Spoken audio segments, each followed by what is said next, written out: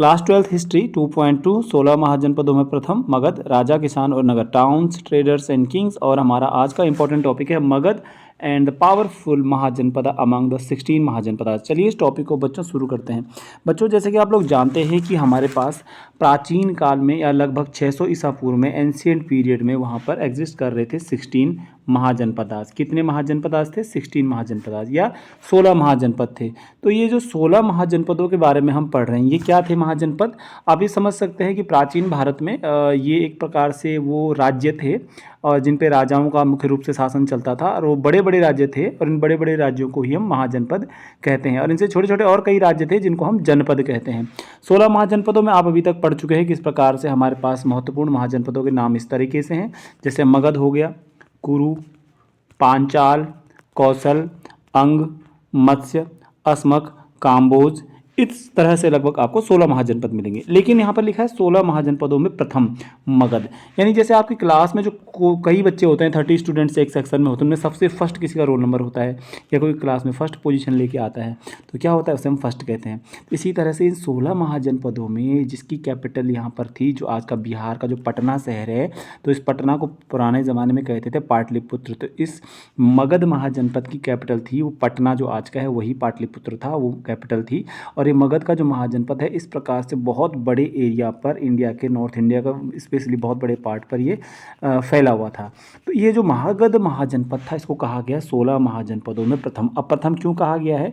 देखिए, ऐसा नहीं कि सबसे पहले यही बना, सबसे इंपॉर्टेंट ये कि सबसे पावरफुल, सबसे शक्तिशाली महाजनपद कौन था? वो था मगध। ठीक है, तो चलिए इस क्वेश्चन को शुरू करते हैं। बोर्ड एग्जामिनेशन में क्वेश्चन आएगा कि मगध का कि भारत का सबसे शक्तिशाली महाजनपद कौन था सब सारे 16 महाजनपदों में? तो सबसे शक्तिशाली महाजनपद था, उसका नाम था मगध।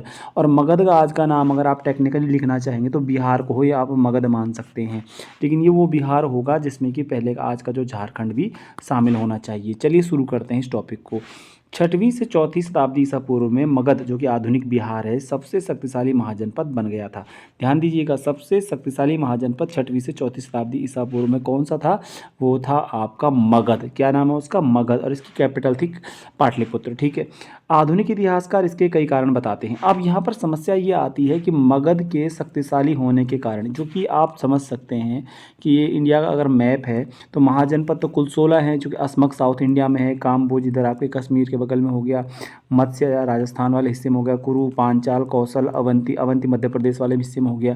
लेकिन इतने ज़्यादा में भी सबसे ज़्यादा शक्तिशाली ये मगध ही क्यों है सबसे ज़्यादा शक्तिशाली? तो इसके कारण आपसे पेपर में पूछे जाते हैं। तो मगध महाजनपद के सबसे शक्तिशाली होने के इतिहासकार, जो आधुनिक इतिहासकार हैं, वो कई कारण बताते हैं। चलिए उनको शुरू करते हैं। सबसे पहला ये है कि मगध क्षेत्र में खेती की उपज खास तौर पर अच्छी होती थी।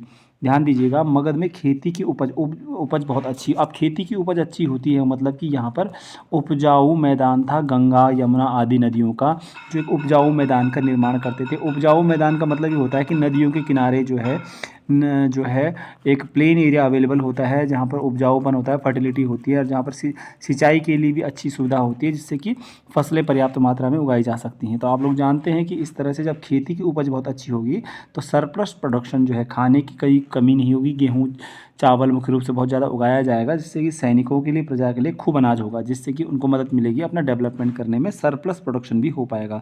तो उपजाऊ क्षेत्र होने के कारण और खेती की उपज अच्छी होने के कारण मगध एक शक्तिशाली महाजनपद बन चुका था, यानी पूर्णतः भोजन पर आत्मनिर्भर था।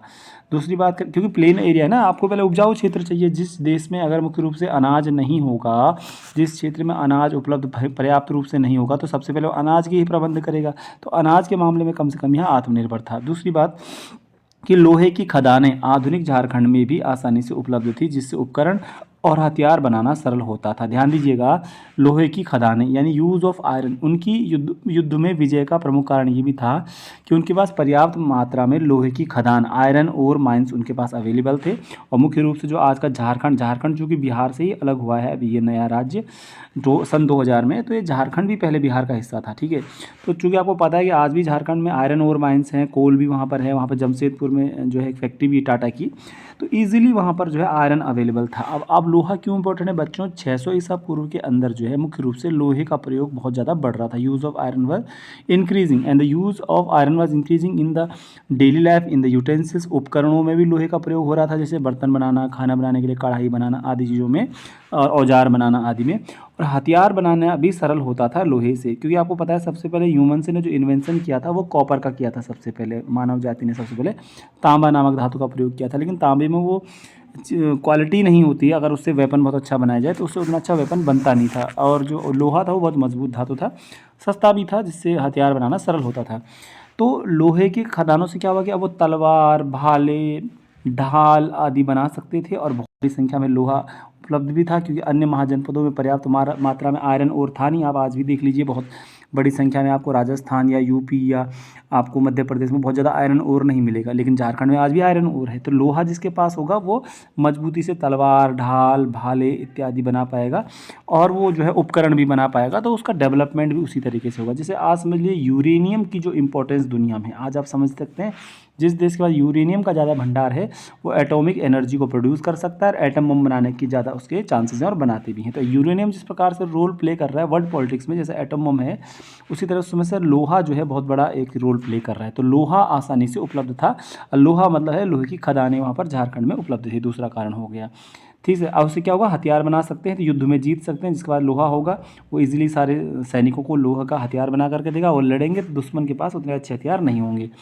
जंगली, अब तीसरा कारण देखिए, जंगली क्षेत्रों में हाथी उपलब्ध थे, जो सेना के एक महत्वपूर्ण अंग थे। ध्यान दीजिएगा, हाथियों की उपलब्ध था। प्राचीन काल की बात करेंगे तो लड़ने के लिए घोड़ों का भी प्रयोग होता था। घोड़े जो है बहुत अच्छे किस्म के तो नहीं मिलते थे भारत में, तो घोड़ों का प्रयोग होता था। फिर भी रथों का प्रयोग हो रहा, रथों में घोड़े लगते थे। लेकिन अब हाथी की अगर हम बात करते हैं, हाथी सेना का महत्वपूर्ण अंग रहा है हमेशा से भारत की सेनाओं का। तो प्राचीन भारत में नंद वंश ने भी हाथियों का बड़ा प्रयोग किया, हाथियों का। तो उस समय जो बिहार का ये हिस्सा है, झारखंड का आज का जो हिस्सा है, यहाँ पर जंगल बड़ी पैमाने पर था। और इन जंगलों की बात करेंगे तो इन जंगलों में आपको पता है हाथी भी बड़ी संख्या में थे। तो इन हाथियों का प्रयोग जो है युद्ध में लड़ने के लिए किया जाता था। जैसे कि आज आप समझ लीजिए आधुनिक समय में टैंक होते हैं, बड़े बड़े टैंक जो दुश्मन को कुचलते हुए आगे बढ़ते हैं, तोप का गोला फेंका जाता है उनसे। उसी तरह से हाथी इतना बड़ा होता है कि दुश्मन की सेना को कुचल सकता था। इसलिए आप समझ सकते हो कि हाथी इनकी सेना का महत्वपूर्ण अंग थे। इसी कारण से, और उनके जंगली क्षेत्रों में हाथी उपलब्ध थे। उनके जंगलों में हाथी बहुत उपलब्ध था, अन्य जगह नहीं था इतना जितना बिहार झारखंड क्षेत्र में था, इनके मगध क्षेत्र में। इसलिए जो है ये शक्तिशाली महाजनपद बन गया था। तो तीसरा फैक्टर भी आपने देख लिया। अच्छा, अगला पर देखते हैं, गंगा और इसकी उपनदियों के आवागमन सस्ता और सुलभ होता था। ध्यान दीजिएगा, गंगा और उसकी उपनदियों से आवागमन सस्ता और सुलभ। अब यहाँ पर जो गंगा, देखिए आप किसी बड़े साम्राज्य को या राज्य को आप बना रहे हैं, इतना बड़ा भारत देश है, मगध यहाँ पर है, इतना बड़ा क्षेत्र है। तो समस्या क्या है, इनके पास सबसे बड़ी जो है एक फैसिलिटी क्या है कि गंगा, सोन नदी, जो गंगा और सोन नदी है, तो इस गंगा और सोन नदी के माध्यम से पूरे राज्य में जो है, जैसे जगह जगह में शहर बने हुए हैं, तो कनेक्टिविटी बहुत बढ़िया थी। मतलब एक जगह से दूसरी जगह आवागमन जो होता था, आवागमन का मतलब होता है कि एक जगह से दूसरी जगह अगर सेना को भेजना है तो नदी के माध्यम से ईजिली जो है सेना को जल्दी जल्दी भेजा जा सकता था। आज की तरह नहीं कि पानी नहीं था, तब गंगा में पानी बहुत था। इसके अलावा आप संदेश, कोई भी संदेश राजा को मिलना है कहीं से भी, तो उसको आसानी से संदेश मिल जाता था, क्योंकि जो है नदियों के किनारे नाव पे चल करके, नाव में चलते थे, और नाव के माध्यम से सेना का परिवहन भी हो जाता था। तो आवागमन का और संचार का माध्यम थी गंगा और उसकी सहायक नदियाँ, और जिससे कि मगध को अपने साम्राज्य को फैलाने में मदद मिली।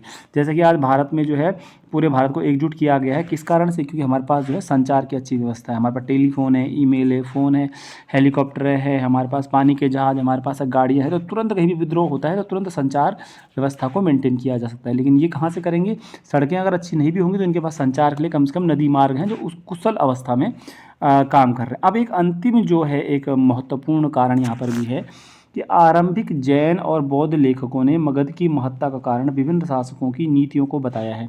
याद रखिएगा, एक महत्वपूर्ण कारण और भी है कि गंगा और उसकी उपनदियाँ, यानी जो उपनदियों का मतलब होता है सहायक नदियाँ या ट्रिब्यूटरीज हो गई, वो तो कर ही नहीं। आवागमन सस्ता भी था, एक जगह से दूसरी जगह नाव में बैठ के जाइए, आपको आवागमन सस्ता मिलता है, सुलभ भी है, इजीली आप पहुंच सकते हो सड़क मार्ग की अपेक्षा।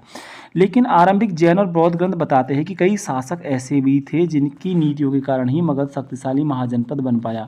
अब ये शासक कौन कौन से आप ध्यान दीजिएगा, इनमें है बिंबिसार, इनमें है अजातशत्रु, इसमें है महापद्मनंद जैसे प्रसिद्ध राजा, अत्यंत महत्वाकांक्षी शासक थे। इनकी मैत्री, इनकी नीतियाँ लागू करते थे, और इनके मंत्री, आपने नाम सुना होगा, देखिए जो मौर्य शासन वंश है उससे पहले मगध पर शासन कर रहा था एक बिंबिसार नाम का शासक, अजातशत्रु नाम का शासक और महापद्म नाम का शासक।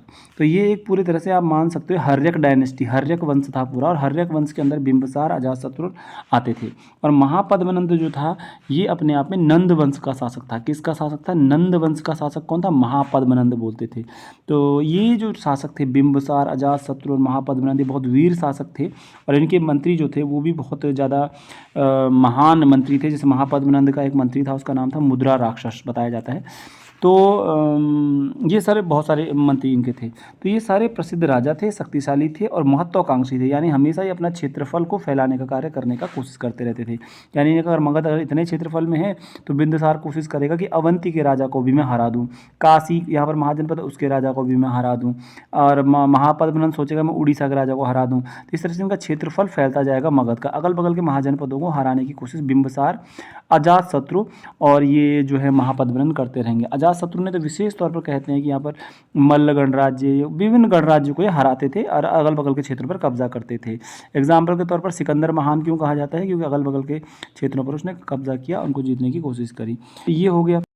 अच्छा, अब ये आपको मैंने क्या बताया, ये है कारण। तो प्रश्न यहाँ पर क्या बनता है? मगध सबसे शक्तिशाली जनपद कौन सा था? मगध था। मगध के शक्तिशाली होने के कारण मैं आपको फिर से यहाँ पर लिख के बता देता हूँ। तो यहाँ पर एक कारण पहला हमने इसकी बात की थी, वो कारण यहाँ था कि वहाँ पर उपजाऊ धरती थी और वहाँ पर खेती की उपज बहुत अच्छी होती थी। दूसरा पॉइंट वहाँ पर ये है कि वहाँ पर हाथी जंगलों में आसानी से उपलब्ध था, जिससे कि युद्ध में लड़ने में बड़ी सहायता मिलती थी। तीसरा वहाँ पर लोहे की खदानें लोहा बड़े पैमाने पर खदानों में उपलब्ध था, जिससे कि उनको युद्ध में लड़ने के लिए हथियार बनाने में आसानी हुई और उपकरण भी वो बना सकते थे। एक अन्य कारण है कि नदियाँ जो है वो आवागमन का महत्वपूर्ण स्रोत, नदियों से महत्वपूर्ण रूप से संचार होता था और आवागमन होता था, जिससे कि पूरे साम्राज्य का संगठन बनाने में काफ़ी उनको मदद मिल गई थी। एक अन्य कारण वहाँ पर एक और हमारे सामने बताएगा, नीतियाँ। तो शासकों की नीतियों के कारण भी ये महाजनपद एक बहुत शक्तिशाली महाजनपद बन गया था। इस प्रकार से विभिन्न प्रकार की जो इनकी नीतियाँ आदि आप जिनको भी सही समझें, इस प्रकार से कारण था कि ये बहुत बड़ा महाजनपद बन गया। अब नीचे एक थोड़ा सा टॉपिक और देख लेते हैं कि प्रारंभ में राजगाह आधुनिक बिहार के राजगीर का जो प्राकृत नाम है वो मगध की राजधानी थी। रोचक बात है कि शब्द का अर्थ है राजा का घर। पहाड़ियों के बीच बसा राजगाह एक किलेबंद शहर था। बाद में 4वीं शताब्दी से पूर्व में पाटलिपुत्र को राजधानी बनाया गया, जिसे अब पटना कहा जाता है, जिसकी गंगा के रास्ते आवागमन के मार्ग पर महत्वपूर्ण अवस्थित थी। तो यहाँ पर ध्यान दीजिएगा, राजगाह की अगर आप बात करोगे, जिसको कि अब कहते हैं राजगीर भी कहते हैं। तो राजगाह और राजगृह और राजगीर एक ही हैं।